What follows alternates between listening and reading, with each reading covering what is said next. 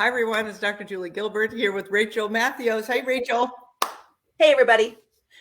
From Oregon Weight and Wellness. And we've been having great conversations about all things health. And these last several weeks, we've been talking about sleep and this great book by Sean Stevenson, Sleep Smarter.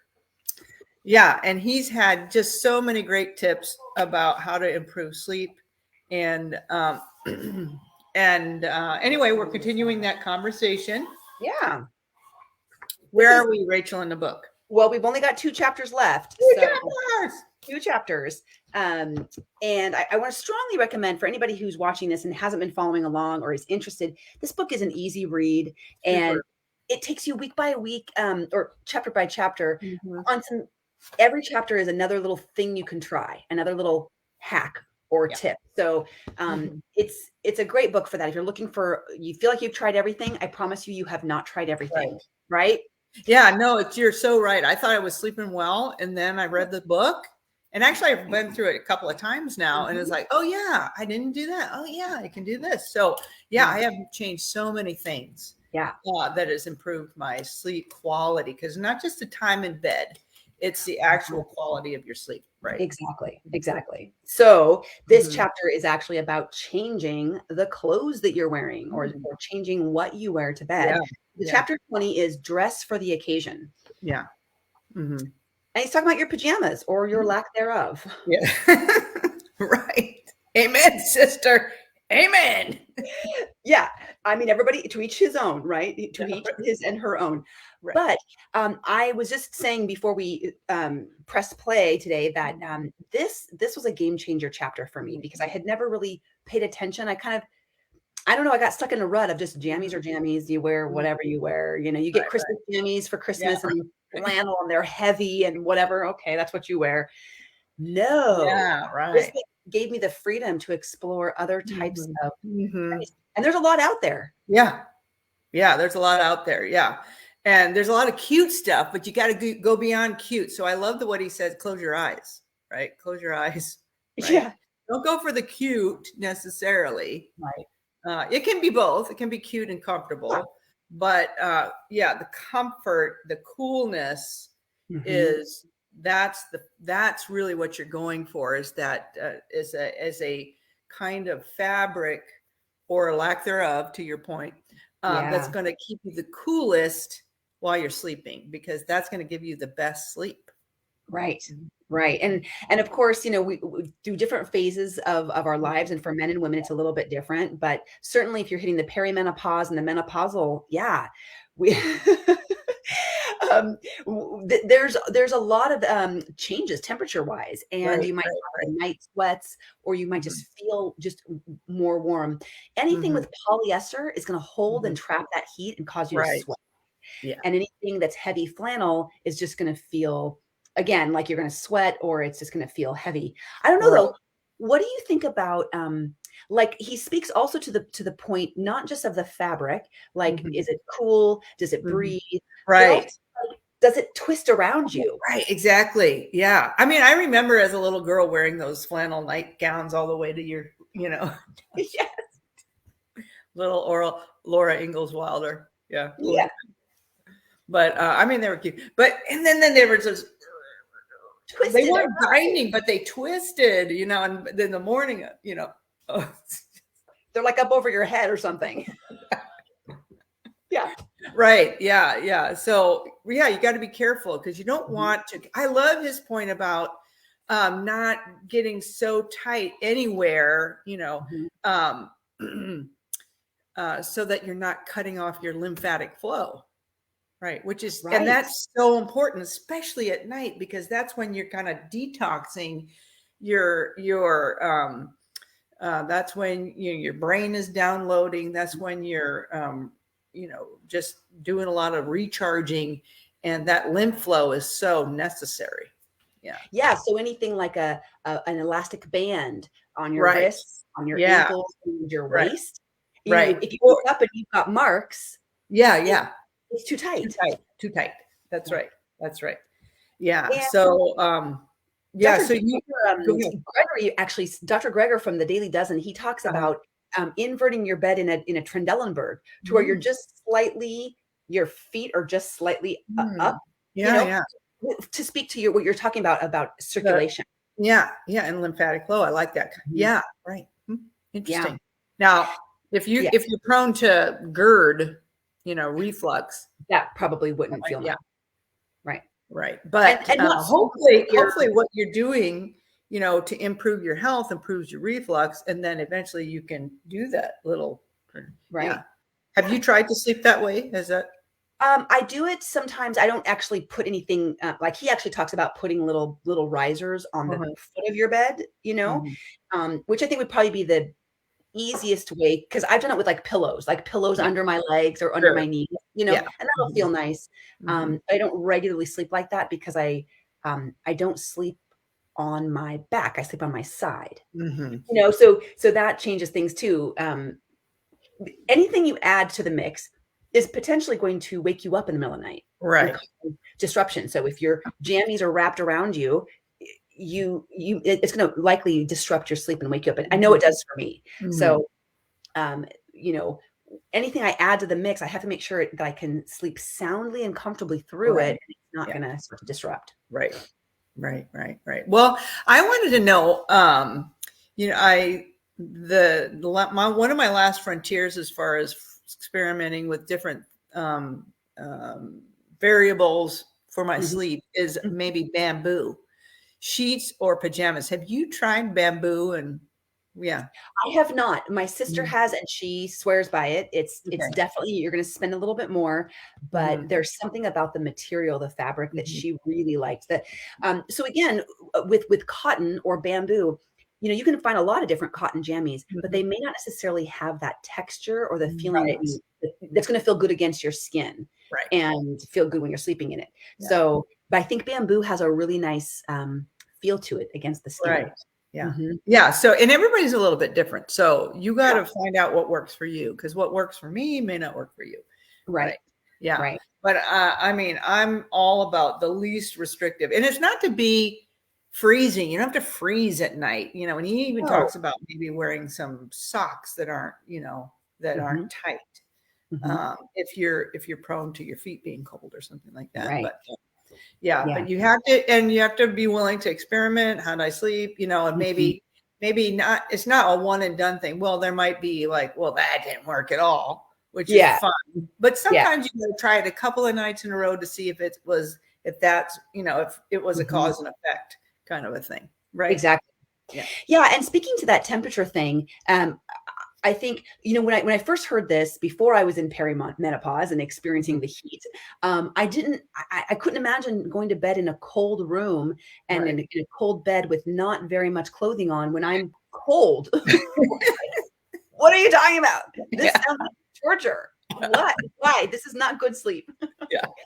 So here's what I've done in the past. I don't really need to do it anymore because I don't have that problem. But before bed, so I'm sleeping in a room that's got my windows slightly open, or it's the temperature in the house is cool, right? Our thermostat's like down by 64 or something like that. That is cool. Yeah. And then I've got cooling sheets and I've got cooling jammies. But what I'll do before bed, then if I feel cold going to bed, I'll maybe do a little bit of yoga or some active stretching. My body up a little bit, or even he talks about a warm bath, a warm shower. Yeah. You feel like your body is warm. You get in bed and you feel comfortable.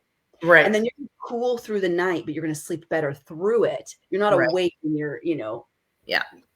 So that's one way I thought about doing it is heating your body up a little bit before you go to bed. So your toes don't feel so cold. Like right. Yeah. So like that warm bath, or what I recently acquired was that sauna blanket. So 10 minutes in my sauna blanket in my cold room, and then getting to my cold sheets. It's lovely. It works. You like it? It really does. Yeah. Good. Really good. Yeah. And I loved your point. I know that's kind of off topic, but you were saying just to warm your body up, and a walk. Yesterday, I could not get warm inside. I was inside a building. I could not. So actually there was a little sunshine yesterday. There was yeah, there was a little bit. And so I like, okay, I can't get warm in here. No, I'm wearing my coat. I'm not warm. So I decided to go outside where it was actually colder outside than inside. And I took a walk in the sunshine. It was 10 minutes and I was warm. So I got my blood moving, pumping through my body outside in that sunlight, even though the temperature was colder, warmed my body up. So yeah. It's oftentimes we have to move forward towards the thing that seems counterintuitive. Right. You're moving towards the cold, but to get the energy, the heat, right? Move towards discomfort and pain when it comes to eating better, exercising, going to bed at a decent time, not getting on our phones, right? All these things are hard, but think about it. Anything that you value in life was always hard first. Yeah. And then we get it's better on the other side. So I love that idea of just, I mean, those cold, wet days here in Oregon where it is hard to warm up. You just feel like you're cold at the core all day long. Yeah. So start the day out with yoga, go for a walk. Right. Exactly. Even. Yeah. Yeah. It's interesting for one of the presents that I bought for my daughter and daughter-in-law for Christmas, it was a silk pillowcase. And so I haven't gotten any feedback, but I want to ask them if they used it, first of all, and then secondly, if that's improved their sleep.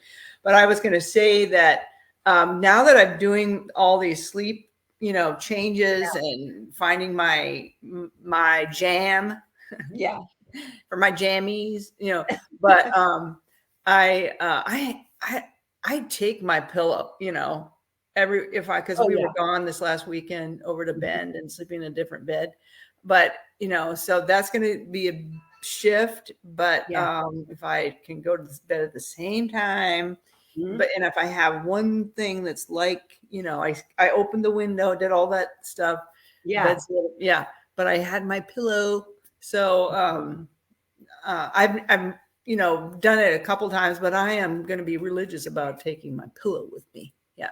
I think there's something to that. It's the familiar, and there's something about it that makes you feel like you've got a piece of home with you that feels normalized. Right. Because sleeping away from home can be so disruptive, especially the first night. And so to try to mitigate as much as possible, that's a great idea. Yeah. All right. Yeah. Okay. Yeah.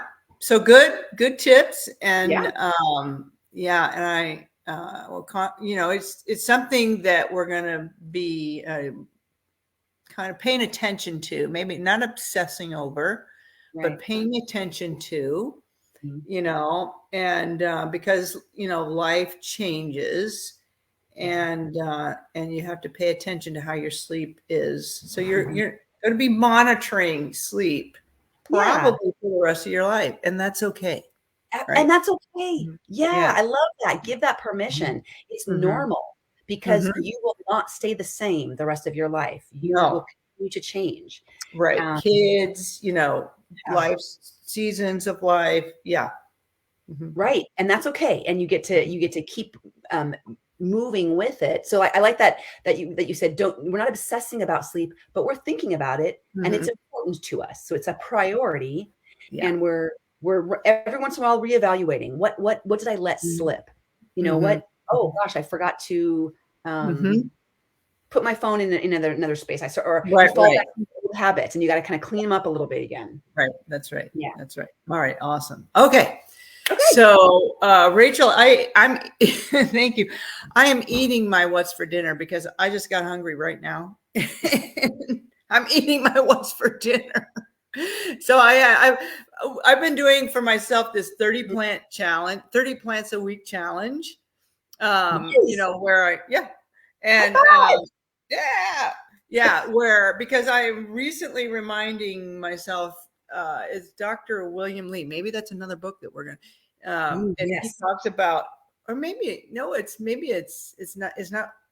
Lee. It's not the super gut guy. It's the, I'm going to think of it. Anyway, maybe this is our next book. I don't know. We'll talk. Okay, cool. Tell us more. Yeah, but people who have more than 30 different kinds of plants in their week, they have better immune function, better gut health. And better gut health means better mood, better sleep, better blood sugar regulation, better weight control. So I've been like, okay, tracking, because if you're not tracking it, you don't know. You don't know. Right. You don't know. If you don't track it, you don't know. So I've been writing down the different plants, and I got to 30 pretty quickly. I think you'd be proud of me. I'm very proud.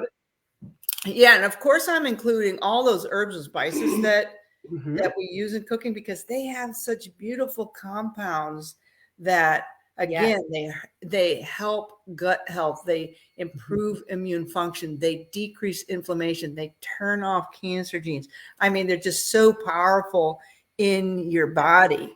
Yeah. So they make food taste really good. Amen. That's the first one. I didn't mention that. Yeah, that's the first thing. Yeah. So I'm thinking about basil and parsley and cilantro as leafy greens now. I mean, yeah. More the merrier. Yeah. Oh, I love that. So yeah. So what is it that's in your bowl then today? Well, it was cauliflower. Let me see. Mushroom. There was onion, garlic, and there was cayenne pepper, black pepper, turmeric, cumin, lemon juice. Oh my gosh. And then one more vegetable in there was, I said, just the bell peppers, but 3 colors of bell peppers. So I've got 10. 10 in my hand. In one day, one meal. One meal. So thank you. I'm going to take a bow. Yeah, that's incredible. That is, I mean, what a great challenge. What a great reminder. Just start counting your plant foods. What are you eating? Yeah, it feels good. So that, anyway, so that we'll probably, there's more where that came from. So I'm going to have that. And then I have some white fish that for my protein. So there we go. Yeah. Although there's protein in the mushrooms, there's protein in everything you just listed. There is some protein. Yeah, there's some protein. It's all going to add up. That's exactly right. Yeah. All right. Tell us what your plan is. Yeah. Dinner tonight is, a base salad. So similar to what you just mentioned. Gosh, I wish I would have written them all down. And I could. Yeah, that's okay. That's right. Yeah. Next time. Yeah. So my base salad. 30 plant challenge going. Yeah. Yeah. Let's keep this going. I love it. And list them off. Right. And I'm starting my meals with my salads. I talk about my base salad all the time. Yeah. I recorded a video about it. It's, I'm going to start my meal with that. So it's volumetrics. Right. Up, I want to feel full. Right. Not this much, but I want that little stretch. Yeah. I want to feel like I ate something. Yeah. And I'm crunchy and I'm chewing and it's, Yeah.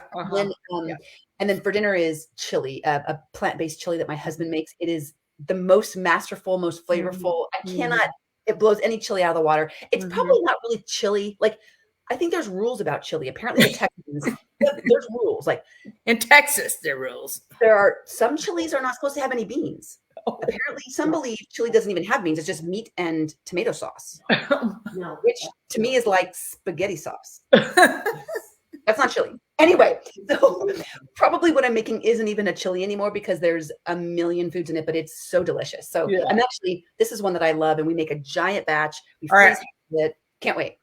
I'm going to have that recipe because I love chili. Yeah. Oh gosh, it's so good. So yeah, I mean, I'm thinking coriander. I'm thinking cumin. I'm thinking maybe some cayenne. Yeah. I'm thinking turmeric. I'm thinking all of those things in there. Yeah. We actually put fennel, but we've been cooking more with fennel. I'm not real good at fennel. I don't understand it very well. Both the seed and the actual thing, bulb or whatever it is. Yeah. I don't even know. It kind of looks like a cross between celery and an onion. I don't know. Yeah, it does. We grow it. You do? Yeah, I have a ton of it. Oh, what do you make? What do you eat it with in general? So I season meats with it, but and so you chop it up like you would chop up celery or in soups and stuff like that. Yeah, really good. Yeah, so good. So. Yummy. Yeah. All right. Awesome for eating. All right. Right. I know you're going to get to 100. I know, but not a competition. This is like not a competition. not a competition. Yeah. It's fun though. It is fun and it's challenging. I just felt so good. Yeah. Felt so good. Yeah. When you actually count it, you realize how well you're actually doing. And then you want to do more and you want to get that variety, the diversity. Well, what else could I add to this? You know? Yeah. Sounds Yep, exactly. Very good. All right. Well, have a great week. Thanks for a great conversation. And tune in next time. And we'll be finishing up our book and we'll tell you where we're going next. So. That's right. Ooh, yes. Stay tuned for next week. Yeah. All right. Bye, everybody.